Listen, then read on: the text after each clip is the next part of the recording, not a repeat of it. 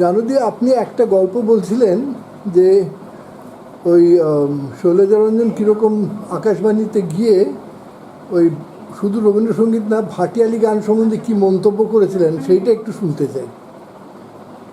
উনি রেডিও স্টেশনেতে যেতেন, উনি পরীক্ষা নিতে যেতেন, ইন্টারভিউ নিতে যেতেন, অনেক সময় যেতেন।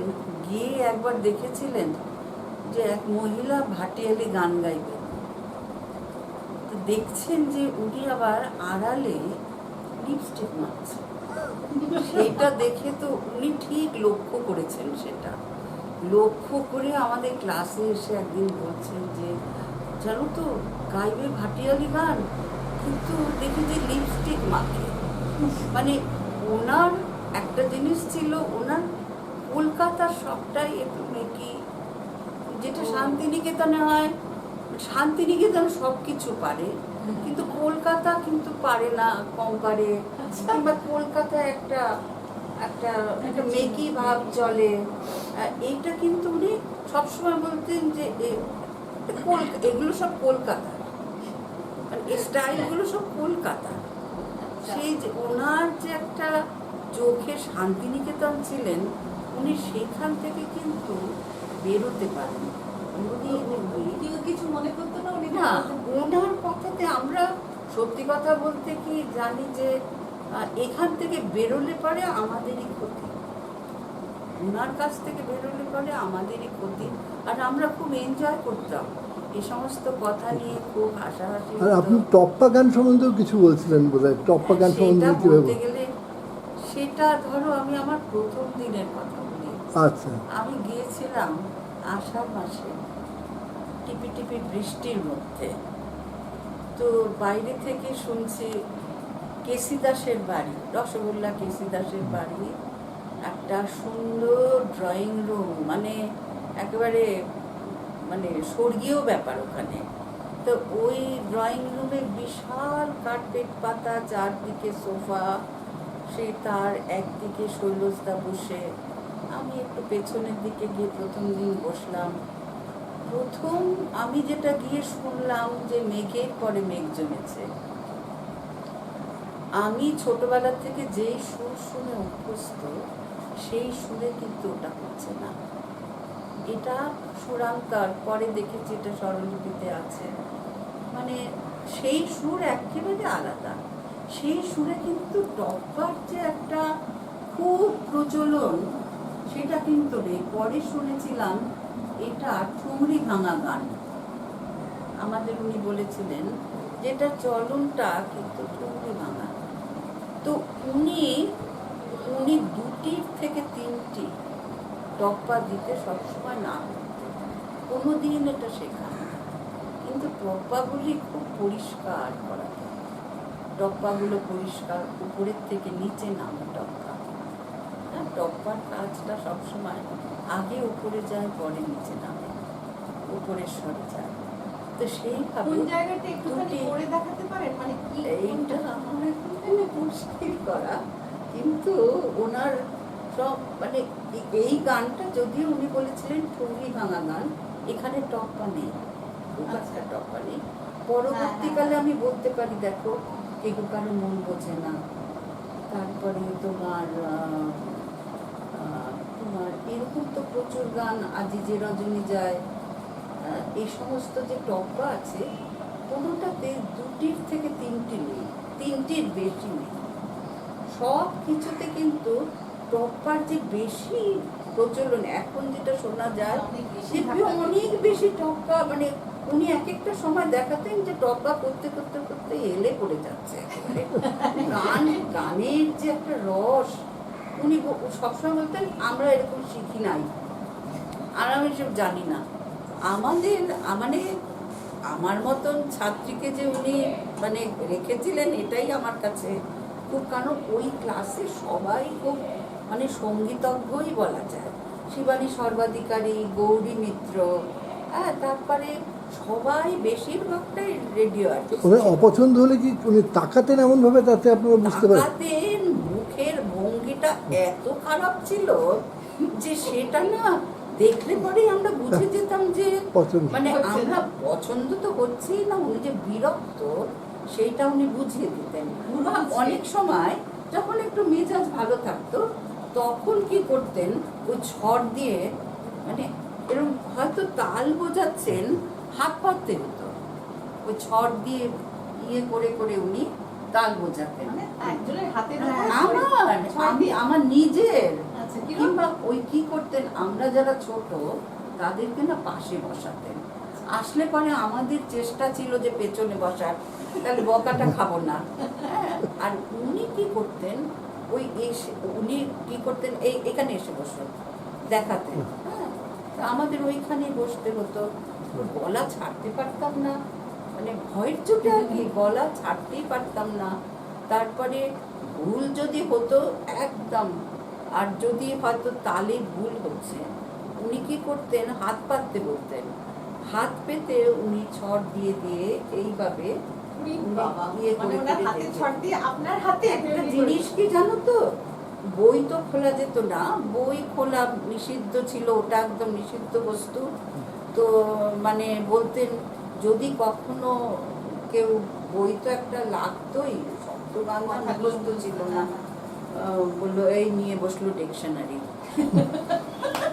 উনি বলতেন ওইটাকে ডিকশনারি। ওই বুঝি বাঁশি বাজে, সেটা কিন্তু আমাদের অন্য সুরে শিখিয়েছেন, জানো তো। সেই সুর বুলু বুলু তুমি তো শুনেছো যে সখী ওই বুঝি বাঁশি বাজে, সেটা কিন্তু একদম অন্যরকম। আচ্ছা, মানে এই যে ওই রকম নয়,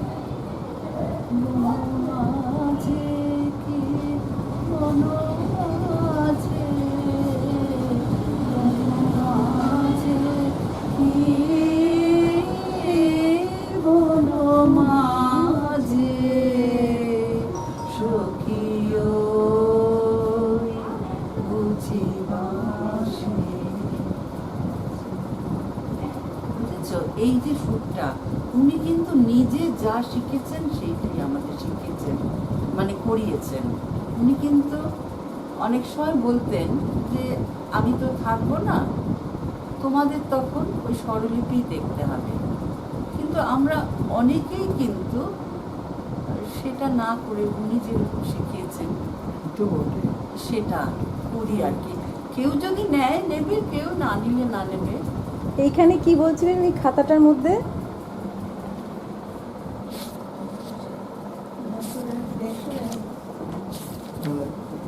এই যে দেখো, বাজে করুণ সুরে, এই যে বাসন্তী হে ভুবনময়ী, এটা তো ছাপা না উপরে, ছাপিয়েছি। হুম। হ্যাঁ, ওনারটা। কিন্তু আসলে এটা হাতের লেখা। সুলতান হাতের লেখা। ও, সেটা আপনি ছাপিয়েছেন? ও বাবা, এইগুলো কিন্তু কারোর কাছে নেই, এগুলো স্বরলিপিতেও নেই। বলতাম অনেক সময় বিকেলবেলা যেতাম, একটু গল্প করতে যেতাম। ধরুন গানের ক্লাসের বাইরেও যদি আপনি যান হ্যাঁ, আর আপনার গান সম্বন্ধে কোনো প্রশ্ন থাকে তখন সেটা দেখিয়ে দিত। একদম কোনো সময় না করেননি, কোনো সময় না, কোনো সময় কিন্তু উনি না করেননি। কারণ উনি সেরকম বলেন যে ক্লাসের দিন এসব আর কিছু। নির্লোভ। তখন উনি গান শর্ট লিখে যখন উনি, তখন ওনার শেষের দিকটাতে তো উনি আর পারতেন না, কিন্তু একটু দেখিয়ে দিতেন। কিন্তু ব্যাপারটা হচ্ছে গিয়ে উনি আমাদের ক্লাসে একটা ব্যাগ থাকতো, একটা খাতা থাকতো। এটা খুব ইন্টারেস্টিং। একটা ব্যাগ, একটা লাল রঙের একটা ব্যাগ থাকতো, একটা খাতা থাকতো। আমরা যে যখন টাকা দিতাম তখন ওই খাতায় লিখে রাখতাম, আর ব্যাগটা ওইখানে। ব্যাগটাকে উনি সহ্য করতে পারতেন না। ক্লাসের সময় তো নয়, কোনো সময় ব্যাগ খুলতে দিতেন না। সরাও সরাও সরাও, এটা মানে একদম ভীষণ অপছন্দ আর কত করতেন। কি দিচ্ছে সেটাও কখনো জিজ্ঞেস করেন না। কোনো দিন না। পরে এইগুলো উনি নিজে কিচ্ছু করতেন না। মঞ্জুদি বা যারা বড় ছিলেন তারা একটা নিজেরা ঠিক করতেন। শেষে ছিল 20 টাকা, কিন্তু এই 20 টাকায় আমি লাস্ট দিয়েছি আর কি ওনাকে। মানে সেটা 20 টাকা সেটা কদিনে? কোথায় ইয়েতে সল্ট লেকে বাড়িতে? সে একদম শেষের দিকে, তখন ধরো 80 সাল টাল হবে আর কি। মানে 20 টাকায় কি মাসে না? মাসে 20 টাকা, 20 টাকা। আচ্ছা, সপ্তাহে 15 থেকে শুরু। হ্যাঁ, 15 থেকে শুরু আর 20। 15 টাকায় প্রথম গেছি আর কি। তখন ওনার ছাত্রছাত্রীরা অনেক নিতেন, কিন্তু উনি টাকার দিকটা কোনো দিন দেখেননি যে কে দিচ্ছে কে দিচ্ছে না, মানে এইটা কিন্তু কোনো দিন দেখেনি, এবং টাকার ব্যাগটা উনি সহ্য করতে পারতেন।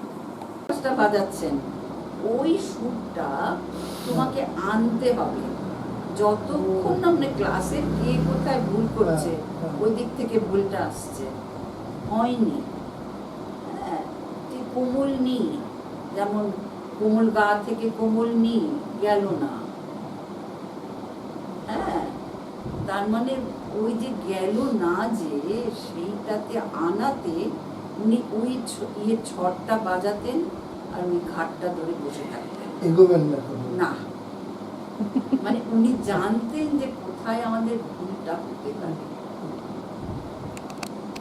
আমরা যখনই বলতাম, যেমন কৃষ্ণকলি বলতেন আমি জানি না, আমি জানি না, মানে সে এমন মুখ করতেন যে বলার মতো না। বাসন্তী, না না আমি শিখিনি, জানি না বাসন্তী।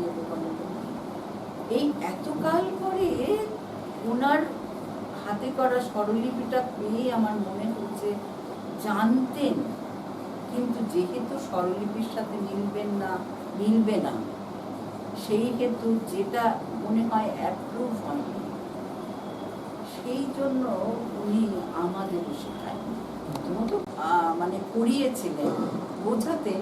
উনি কিন্তু শান্তিনিকেতন থেকে মানে মণিপুরি মানুষ আনিয়ে, নৃত্যশিল্পী আনিয়ে উনি এই নাচগুলো কিরকম হবে সেটা দেখিয়ে দিতেন, মানে কোন জিনিসের জন্য কোনটা দরকার। যেমন আমরা রান্না করি, কোন কোন এক একটার ফোড়ন এক একটাতে তোমার কোনোটাতে কি পড়বে, কোনোটা পেঁয়াজ দিয়ে, কোনোটা পেঁয়াজ ছাড়া, কোনোটা রসুন হবে, উনি কিন্তু সেটা খুব ভালো জানতেন, করে খুব দেখাতেন। সেই সুন্দর শাড়ি পাট করে, মানে ওই রকম মেয়েদের মতন উনি দেখতেন, মানে সুন্দর শাড়ি টাড়ি পরে এসে বলছে বাবা সেই বসলো আর কি, সেগুলো আমাদের আমরা হেসে গড়িয়ে পড়তাম যে ওই রকম ভাবে উনি দেখাচ্ছেন। মানে গান কতটা গাইবে সেটা বড় কথা না, কিন্তু তাদের সাজ গোজ, আমরা তো ভয়ে মরতাম যে সেজে গুজে যাবো, তারপর যদি গানটা খারাপ হয় তারপর ওনার সামনে তো আর যেতেই পারবো না, হ্যাঁ, ভয়ে। আর আমাদের একটা কি জানো তো, যত অনুষ্ঠান হয় লাল পাড় সাদা শাড়ি ছিল, এটা কিন্তু কেউ জানে না। আমাদের যত অনুষ্ঠান আজকাল দেখি যে মানে সবুজ শাড়ি, নীল শাড়ি, উনি কালো পাড়টা কখনো পছন্দ করতেন না। কালো শাড়ি কোনো অনুষ্ঠানে কালো শাড়ি পছন্দ করতেন না, উনি আমাদের সবসময় লাল পাড় সাদা শাড়ি, সব অনুষ্ঠানে, সে মানে বর্ষামঙ্গল হোক, তোমার রবীন্দ্র জয়ন্তী হোক, যাই হোক। আমি থাকতাম চিৎপুর রোডের ওপরে, তো কেসি দাসের বাড়িটা, ওই রাস্তায় লরি টরি হর্ন বাজাতে বাজাতে যেত, তখন ছিল, এখন বোধহয় নেই। উনি বলতেন দেখো পাদানি পাদানি, এইরকম দাঁড়ে এসে গেলে বলে পরশনে যার দ্বার যেত খুলে, বলতে বলতে গান গাইতে গাইতে আমরা গাইছি, উনি বললেন বোকাটা, একটু ঠেললেই যেখানে গান মানে ভুলে যেত, নিজের মনেই বলছেন বোকাটা।